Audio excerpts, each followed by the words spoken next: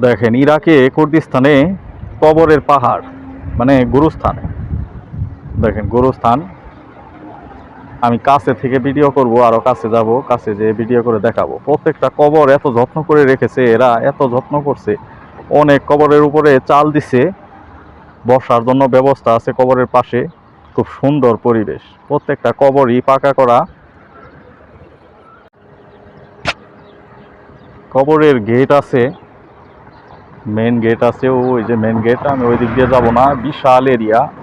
আমি এই দিক থেকে একটা, ওই যে ইয়েসের মতো আছে সিঁড়ি, ওই দিক সিঁড়ি দিয়ে উঠবো, উঠে আপনাদের দেখাবো ভিডিও করে। সিঁড়ি দেওয়া আছে, এই সিঁড়ি দিয়ে উঠে যাব কবরে। দেখেন এরকম সিঁড়ি আছে কিছু দূর পরে পরেই। আত্মীয় স্বজন, হ্যাঁ, যার যার আত্মীয় স্বজন প্রত্যেকেই খুব বেশি বেশি গোরস্থানে আসে, খবর নেয়, দেখে যায়। দেখেন আমি সিঁড়ি দিয়ে উঠলাম। দেখেন অনেক কবরের উপরে সুন্দর করে চাল দেয়া আছে। এই যে দেখেন এটা একটা কবর, এটার চাল একটু ভেঙে গেছে। এই যে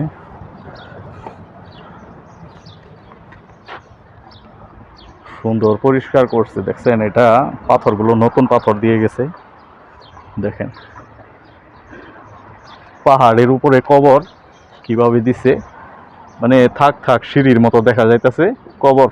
এগুলো হইতেছে কবর, সিঁড়ি না, কবর। এখানে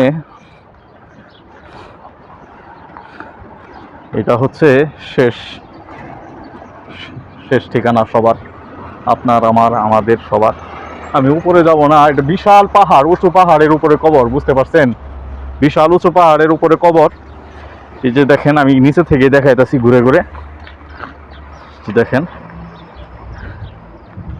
দেখেন ওই কবরটার মধ্যে দেখেন ছবি সহ দিয়ে দিছে। এটা কি উচিত হয়েছে? দেখেন ওই যে ওই ছবি, কবরটার মধ্যে ছবি দিয়ে দিছে। অনেক কবরে ছবি সহ সুন্দর করে টাইলস দিয়ে করা, ফুল গাছ লাগাই রাখছে কবরের উপরে। খুব সুন্দর পরিবেশ। দেখেন আবার কবরের পাশে যে এগুলা দিছে বসার জন্য।